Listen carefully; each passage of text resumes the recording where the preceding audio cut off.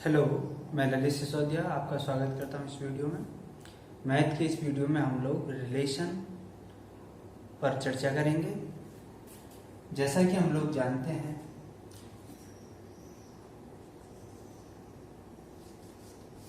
संबंध, रिलेशन को हिंदी में संबंध बोला जाता है, संबंध या रिलेशन। यदि मेरे पास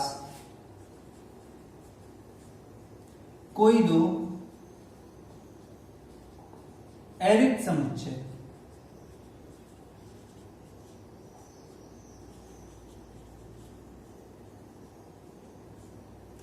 ए व बी हैं, तब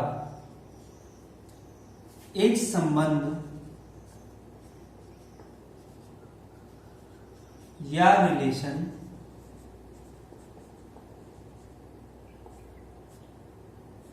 ए क्रॉस बी, मतलब ए और बी के कार्तीय गुणन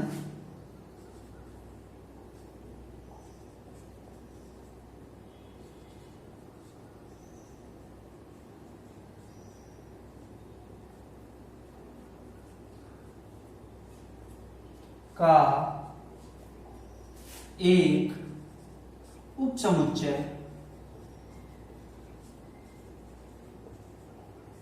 होता है।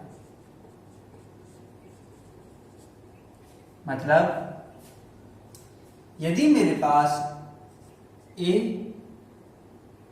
बराबर 1 2 3, b बराबर 4 5, ये दो नॉन एम्प्टी सेट हैं, अरिक्त समुच्चय है, तब ए क्रॉस बी, ए कोमा बी उन पेयर्स का कलेक्शन होगा जो ए और बी के रूप में लिखे होंगे, जहां ए पहले सेट का एलिमेंट होगा और बी दूसरे सेट का एलिमेंट होगा। यानी पहला एलिमेंट पहले समुच्चय का अवयव और दूसरा एलिमेंट या अवयव दूसरे समुच्चय का अवयव होगा, such that A belongs to A और B belongs to B। बराबर मैं टोटल कार्टेशियन प्रोडक्ट को लिखता हूं 1 4 1 5,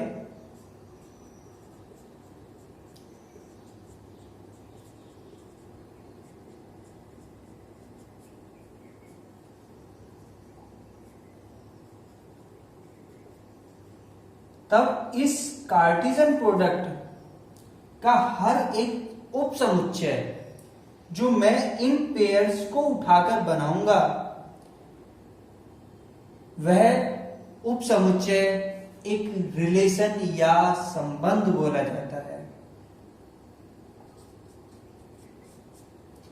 जैसे R1 बराबर मैंने एक सेट उठाया 1,4 2,5, यह मेरा, मैंने फर्स्ट और यह एलिमेंट उठाए, यह पेयर एक उपसमुच्चय है, अतः यह मेरा एक संबंध है। इसी तरह कोई संबंध R2 बराबर 1,5 3,4 3,5, अतः कार्तीय गुणन A क्रॉस B का हर एक सबसेट हर एक उपसमुच्चय मेरा एक रिलेशन बोला जाएगा और इस तरह लिखा जाएगा। इसमें यदि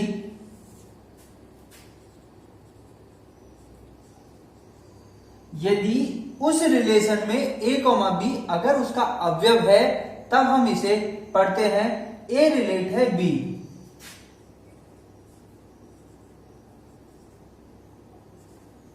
a रिलेट है b के साथ या a b से संबंधित है।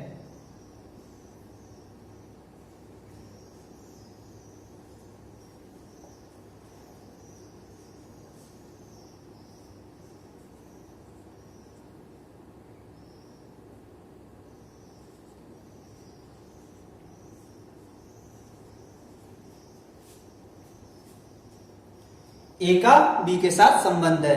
इसी तरह यदि C, D कोई एक पेयर है जो हमारे R में बिलोंग नहीं करता, मतलब R का अवयव नहीं है, तब हम कहेंगे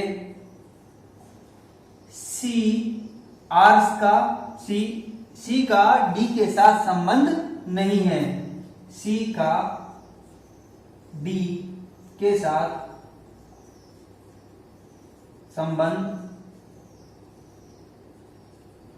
नहीं है, या C D से रिलेट नहीं है। अतः मेरे पास, हम लोग जानते हैं कि फाई सबसेट होता है A क्रॉस B। फाई एक ऐसा उपसमुच्चय है जो हर किसी समुच्चय का एक अवयव होता है, जिसे वॉइड रिलेशन या रिक्त संबंध बोलते हैं।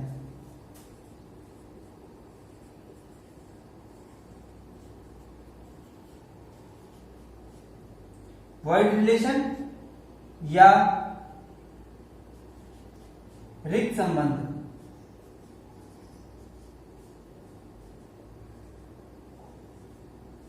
बोलते हैं।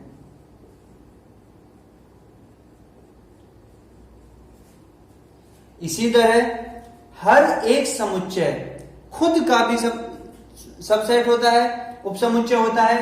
तो A क्रॉस B सबसेट है A क्रॉस B का। इसे A क्रॉस B को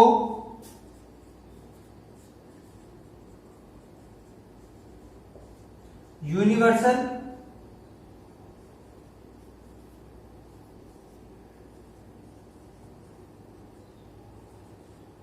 रिलेशन या समष्टि संबंध बोलते हैं।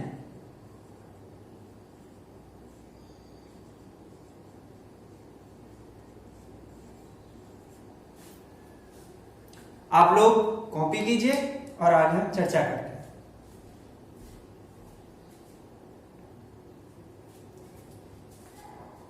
चूंकि हम लोग जानते हैं किसी समुच्चय, यदि A हमारे पास कोई समुच्चय है, तब उसके सभी उपसमुच्चयों का कलेक्शन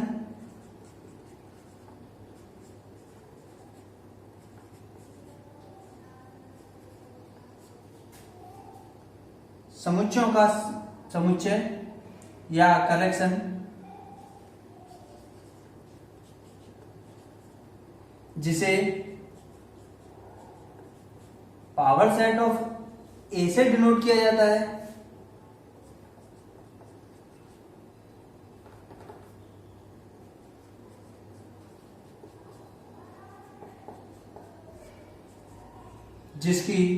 जिसके एलिमेंट्स या अवयवों का नंबर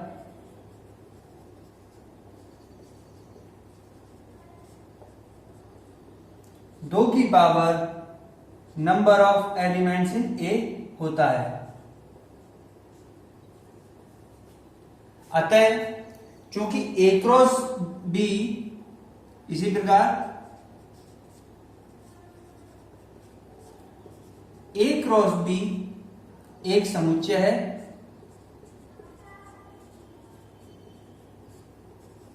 जिसके अवयवों का या ऑर्डर्ड पेयर का नंबर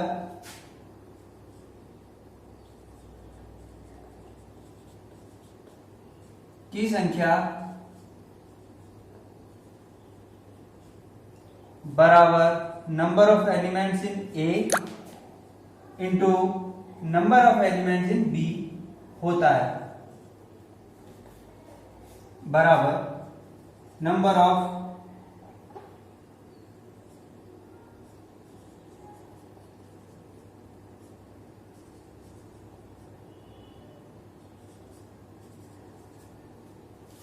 मतलब ए क्रॉस बी में total number of elements A के एलिमेंट्स इंटू बी के एलिमेंट्स की संख्या के बराबर होते हैं। तो इस प्रकार हमारे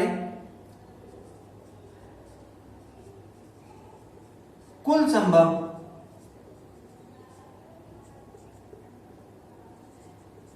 संबंध बराबर 2 की पावर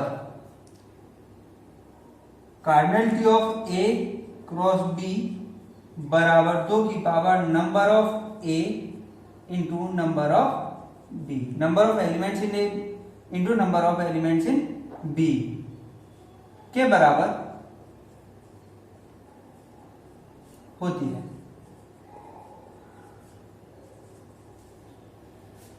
मतलब मेरा कोई भी एक आर आई, अगर आर एक संबंध है तो वह सबसेट होगा एक ए क्रॉस बी का,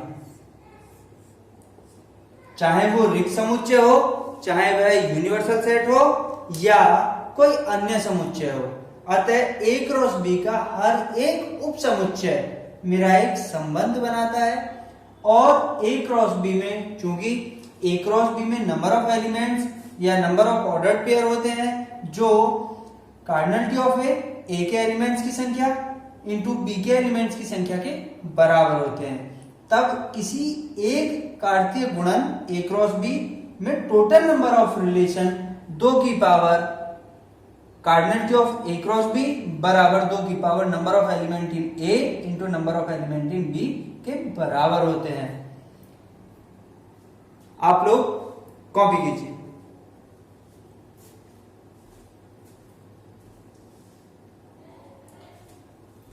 इसके बाद हम लोग संबंधों के प्रकार की बात करते हैं। तो मैं मुख्य रूप से 4 संबंधों को बताना चाहूंगा। यदि मेरे पास a बराबर b हो तब a क्रॉस a बराबर a comma b such that a comma b belongs to a। मतलब ए के ही वो एलिमेंट होंगे, ए और बी दोनों ए के ही एलिमेंट होंगे, तब ए क्रॉस ए में ए कोमा बी टाइप के ऑर्डर पेयर बनेंगे। तब मेरे पास कुछ स्पेशल रिलेशन आते हैं या संबंध आते हैं जिनको मैं आपको बताना चाहता हूं। Number 1 तत्समक relation.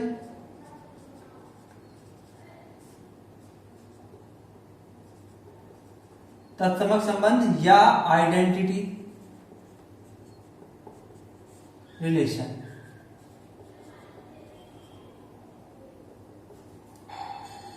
यदि मेरे पास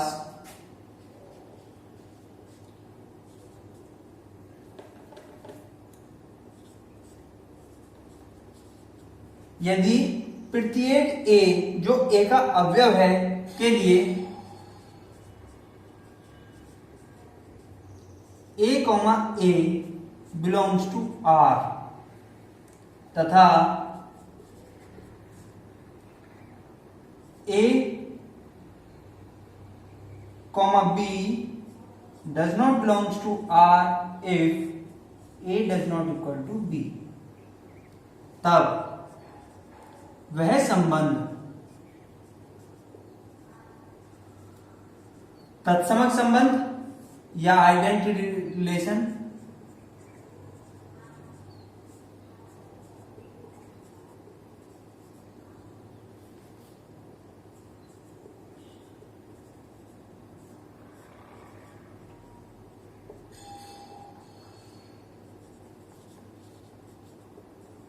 बोला जाता है।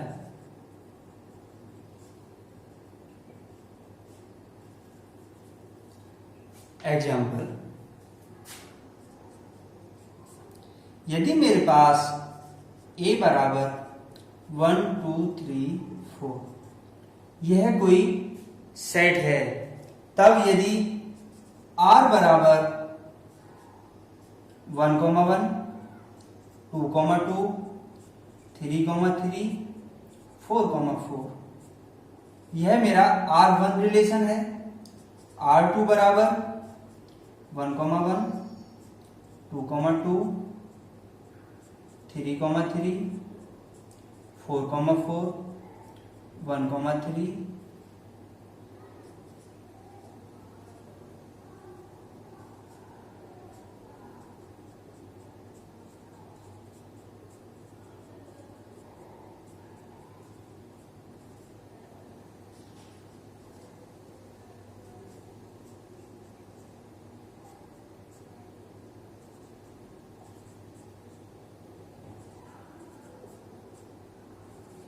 यह मेरे पास मैंने 4 रिलेशन लिए हैं। क्योंकि पहले रिलेशन में ए सेट में 1 2 3 4 4 अवयव हैं तथा पहले रिलेशन में ए के साथ ए यानी कि 1, 1, 2, 2, 3, 3, 4, 4 4 एलिमेंट्स के लिए 4 पेयर मिले हैं जो 1 ए टाइप है यानी कि 1 1 2 2 3 3 4 4 है। अतः यह रिलेशन मेरा एक आइडेंटिटी रिलेशन है।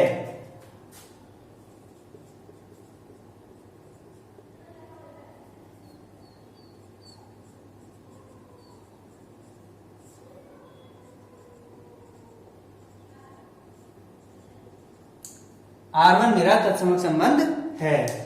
R2 1, 1, 2, 2, 3, 3, 4, 4 ये 4 अवयव है पर 1, 3 यह मेरा चूंकि 3 1 के बराबर नहीं है और मेरे तत्समक संबंध होने की पहला कंडीशन है कि A, टाइप के तो रिलेशन में आए पर A, B रिलेशन के अवयव नहीं होने चाहिए जहां पर A और B बराबर नहीं है। तो यहां मेरा 1 और 3 बराबर नहीं है तो वे इस रिलेशन में अगर है तो यह संबंध मेरा आइडेंटिटी नहीं है। तो इट्स इंप्लाइज R2 तत्समक नहीं है, तत्समक संबंध नहीं है। इसी तरह R3 में 1 1 2 2 3 3 ये 3 है पर इसमें ना तो 4, 4 है और 1, 3 जो फालतू है एक्स्ट्रा है जिसमें 1 और 3 बराबर नहीं है। अतः यह संबंध R3 मेरा भी तत्समक संबंध नहीं है।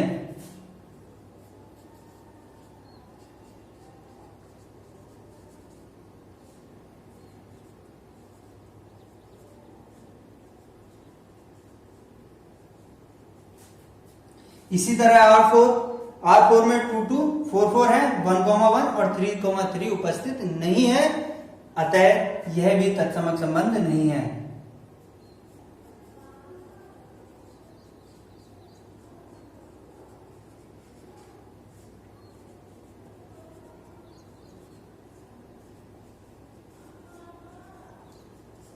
इसमें एक रिजल्ट आता है, आप लोग उसे कॉपी कीजिए। किसी भी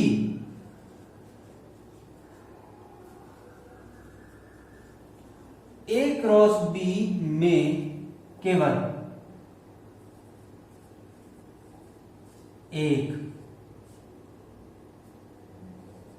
तत्समक संबंध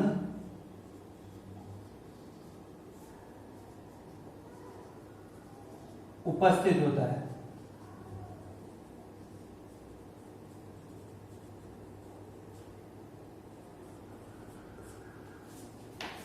आप लोग इसे किसी भी A क्रॉस A में यहां B के स्थान पर A आएगा, अतः A क्रॉस A में केवल एक तत्समक संबंध उपस्थित होता है यानी वह तत्समक संबंध यूनिक होता है, केवल एक रिलेशन तत्समक होता है और बाकी अतत्समक या नॉन आइडेंटिटी रिलेशन होते हैं।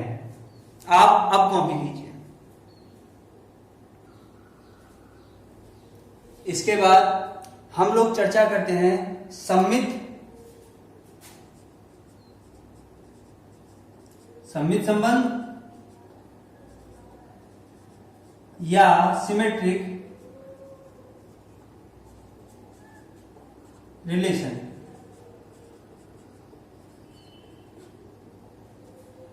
किसी सेट ए के लिए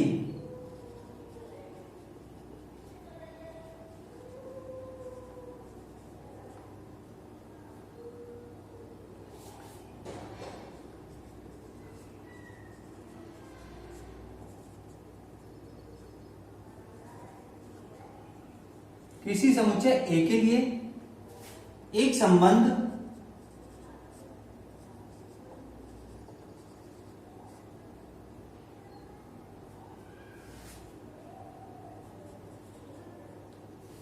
किसी समुच्चय A क्रॉस A के लिए एक संबंध R सममित या symmetric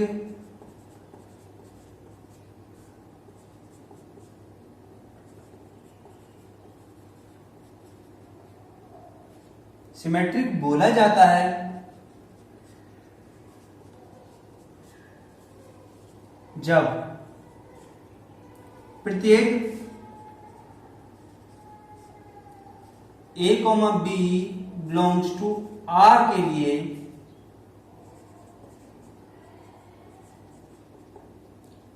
B, A belongs to R हो। मतलब if A, B belongs to R,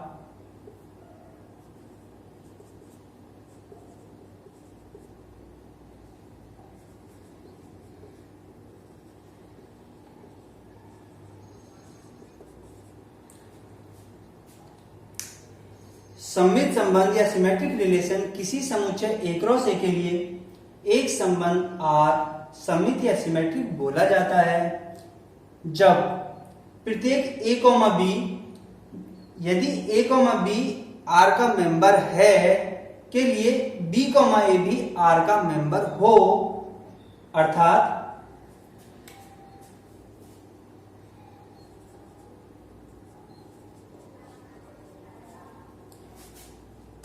यदि A, B belongs to R, it implies B, A also member of R। मतलब A और B यदि R के मेंबर हैं तो B, A इनकी पोजीशन चेंज करने पर भी वह भी R का मेंबर होना चाहिए। इसमें कोई भी मेंबर आ सकता है, इसमें कोई कंडीशन नहीं है कि A, A टाइप सारे आए या सारे ना आए। यदि A, A आना चाहे तो वह आ सकता है तथा A, B टाइप भी आ सकते हैं। एग्जाम्पल, यदि A बराबर मेरे पास 1, 2, 3, यह कोई सेट है जिसमें R1 बराबर 1, 2, 2, 1, 1, 1, 1, 3, 3, 1।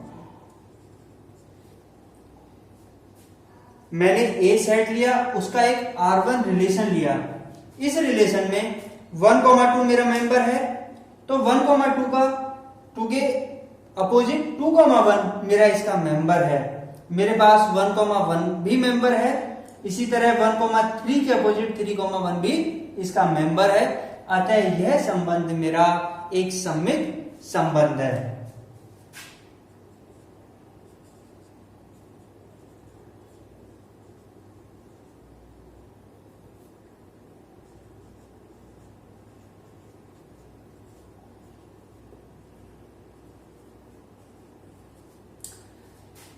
मैंने R2 लिया, जहां R2 में 1, 1, 2, 2, 3, 3, 1, 2, 2, 1, यानी मेरे सारे आइडेंटिटी वाले एलिमेंट 1, 1, 2, 2, 3, 3 वो उपस्थित हैं। इसके साथ 1, 2 व 2, 1 उपस्थित हैं।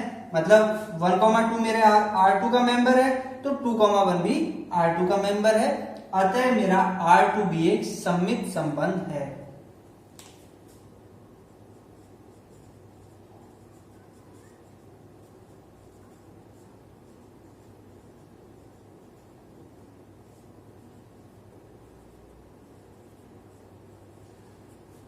इसी तरह यदि R3 बराबर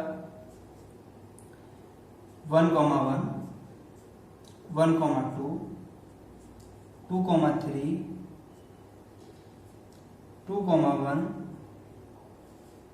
मेरे पास में R3 संबंध है। इसमें 1, 1 है, 1, 2 है तो 2, 1 भी है, पर 2, 3 एक ऐसा एलिमेंट है जिसका जस्ट उल्टा 3, 2 इसमें उपस्थित, इसे कंजुगेट एलिमेंट बोलते हैं, कंजुगेट पेयर बोलते हैं। तो 2, 3 उपस्थित है, पर इसका जो कंजुगेट होगा 3, 2 वह इसमें उपस्थित नहीं है। अतः या हम इस तरीके से लिख सकते हैं,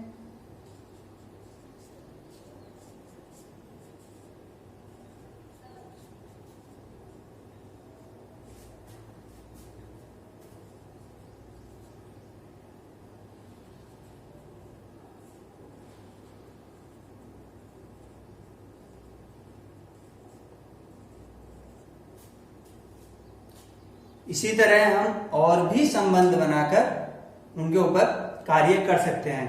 आप लोग कॉपी कीजिए।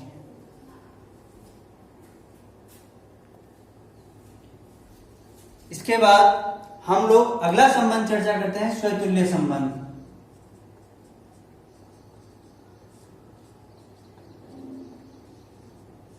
या रिफ्लेक्सिव।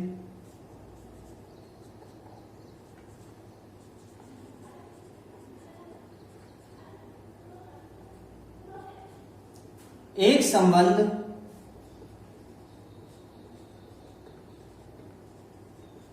आर स्वतुल्य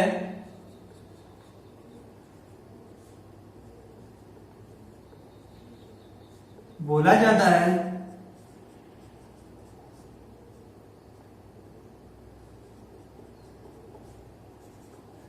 यदि for every A belongs to A के लिए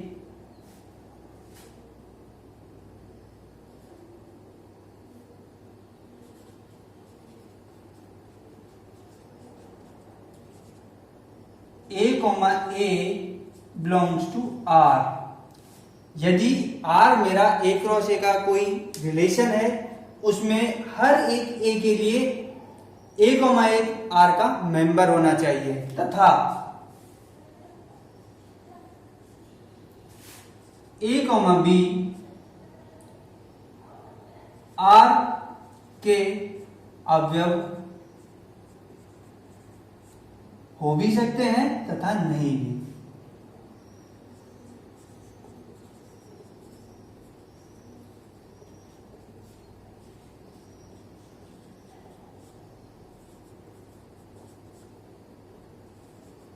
मतलब यह जरूरी नहीं कि ए, बी टाइप के हर एक मेंबर, हर एक एलिमेंट आर का मेंबर हो। मतलब जो ए को छोड़कर बाकी एलिमेंट्स आर के मेंबर हो भी सकते हैं और नहीं भी। यह उनके ऊपर सिलेक्शन के, हमारे सिलेक्शन के ऊपर डिपेंड करता है। एग्जांपल, ए बराबर 1 में मैंने ए, बी और सी, यह तीन एलिमेंट का एक समुच्चय लिया है। तब आर बराबर यदि मैंने ए, बी, बी, सी, सी, ए, सी, यह मैंने एक संबंध लिया। चूंकि हर एक ए के लिए ए, टाइप एलिमेंट इस आर में उपस्थित है, मैंने इसे R1 नाम दिया है, इसमें उपस्थित है, यानी ए, बी के लिए बी, बी, सी के लिए सी, सी मेरे इस रिलेशन या संबंध में उपस्थित है, तथा ए, सी जो ए, बी टाइप का एक एलिमेंट है वह भी उपस्थित है। तो ए, सी टाइप या और अन्य इन तीन को छोड़कर बाकी एलिमेंट ए क्रॉस बी के मेरे इस आर में आ भी सकते हैं और नहीं भी। यह हमारे सिलेक्शन के ऊपर डिपेंड है। अतः यह R1 मेरा एक सतुल्य संबंध है।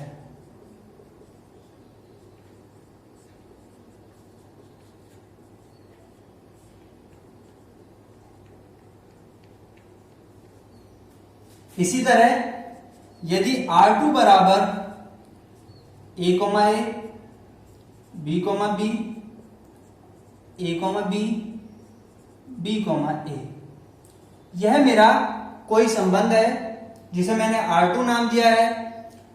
इस संबंध में ए, बी, बी ये दो मेंबर, तो इन दो मेंबर के लिए ऑर्डर पेयर है ए, बी, बी, पर सी के लिए सी, सी इस संबंध का मेंबर नहीं है।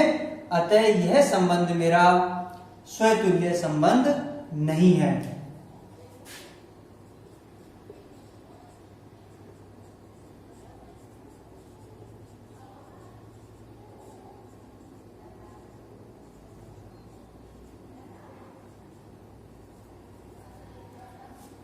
स्वतुल्य संबंध नहीं है।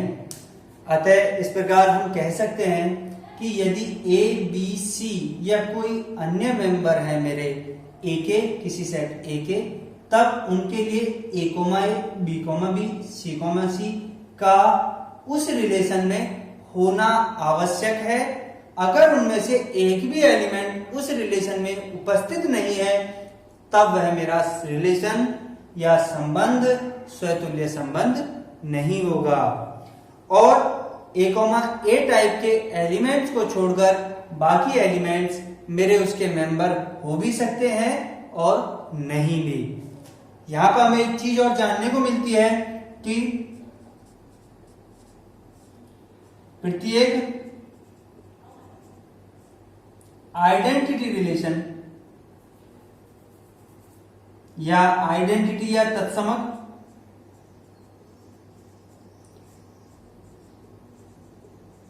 तत्समक संबंध एक स्वतुल्य संबंध है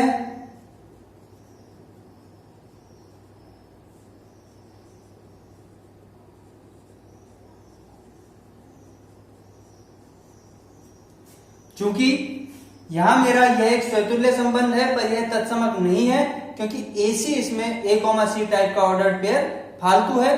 अतः मेरा एक स्वतुल्य संबंध तत्समक हो भी सकता है और नहीं भी।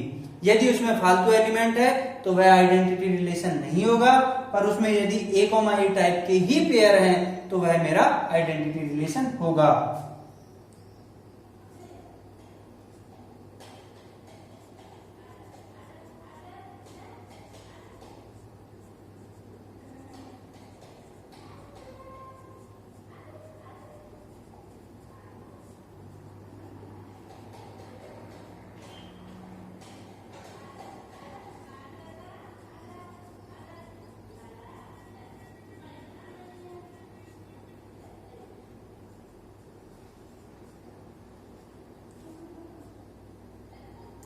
मतलब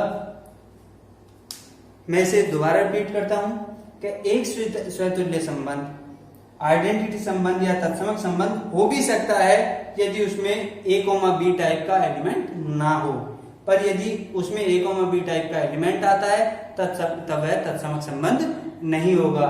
जैसे एग्जाम्पल के तौर पर R1 मेरा एक स्वतुल्य संबंध है पर यह आइडेंटिटी रिलेशन नहीं है। पर यदि मैं आइडेंटिटी रिलेशन की बात करूं, यदि ए के लिए यह 4 एलिमेंट्स का एक सेट है तब आर स्टार बराबर A comma A, B comma B, C comma सी और डी कोमा डी। यह संबंध एक तत्समक व स्वतुल्य संबंध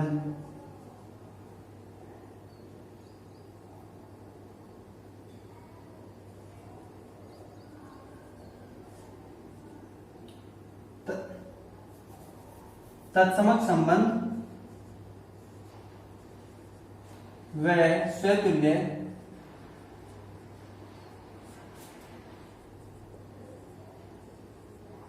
दोनों है। यह संबंध मेरा स्वतुल्य भी है और तत्समक भी है। और इसी तरह यदि R डबल स्टार बराबर A comma A, B comma B, C comma C, D comma D, A comma D, B comma D एक स्वतुल्य संबंध है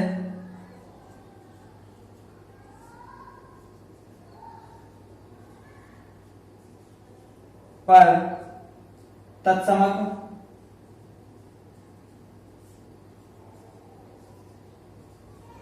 नहीं है। आप इसे कॉपी कीजिए।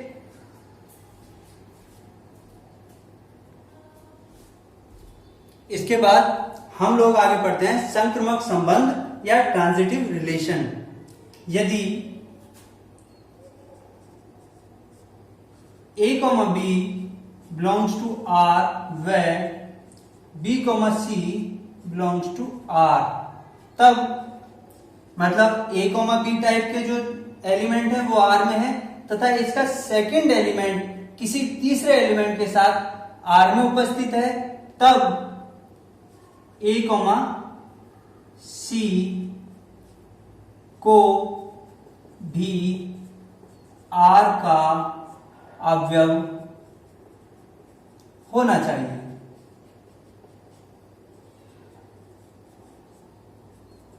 तब वह संबंध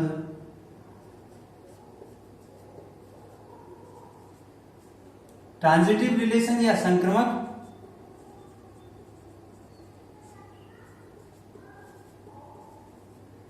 बोला जाता है।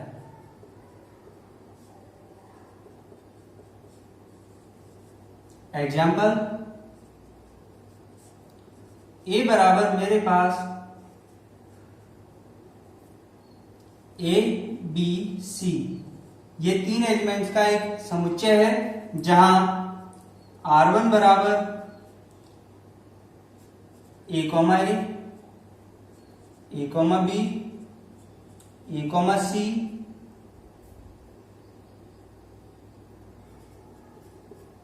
बी कॉमा सी, यह मेरे पास एक संबंध है। चूंकि ए कॉमा ए आइडेंटिटी रिलेशन के जो ए कॉमा ए टाइप के पेयर हैं वह तीनों में रिफ्लेक्सिव हो, सिमेट्रिक हो, चाहे ट्रांजिटिव हो, वह इनमें आ सकते हैं।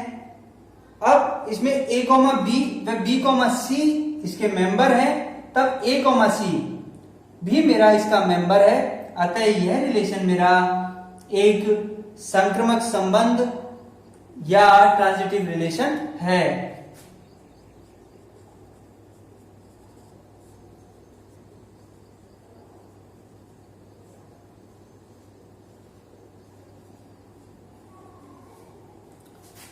मैंने R2 लिया,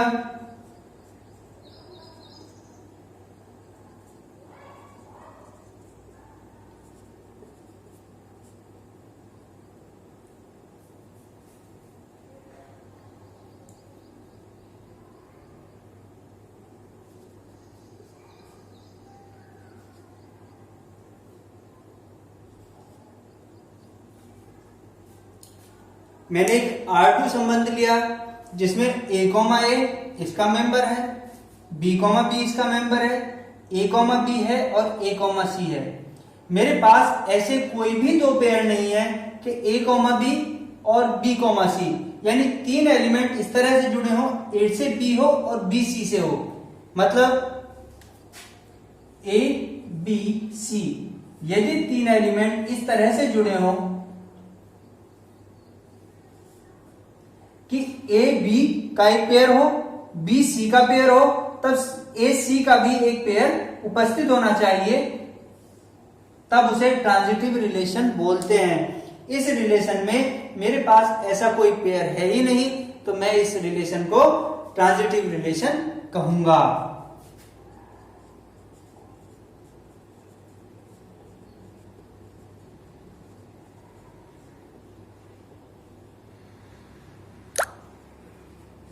आप लोग कॉपी कीजिए।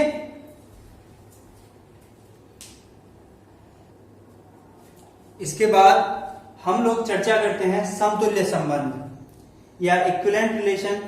एक संबंध समतुल्य संबंध कहलाता है यदि वह स्वतुल्य, सममित व संक्रामक तीनों गुण रखता हो, तब वह समतुल्य संबंध कहलाता है। एग्जाम्पल, यदि मेरे पास ए बराबर A B C D E यह पांच एलिमेंट्स का एक समुच्चय है, तब R बराबर यदि मैं ए कॉमा ए, बी कॉमा बी, ए कॉमा ए, B comma B, C comma सी, डी कॉमा डी, ई कॉमा ई, ए कॉमा बी, बी कॉमा ए कोई संबंध लेता हूं तो यह मेरा स्वतुल्य है, क्योंकि इसमें ए कॉमा ए, B comma B, C comma सी सारे ए के सारे एलिमेंट्स के लिए उनके ए, बी, बी, सी, सी, डी, डी, ई ऑर्डर पेयर मिल रहे हैं और यह सममित भी है क्योंकि ए, बी इसका मेंबर है तो बी, ए भी इसका मेंबर है और यह ट्रांजिटिव भी है। अतः यह संबंध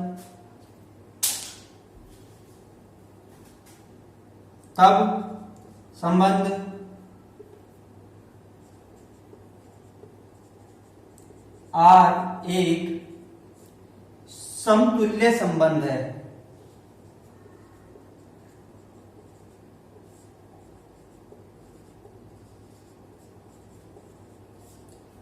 आप लोग इसे कॉपी कीजिए। धन्यवाद।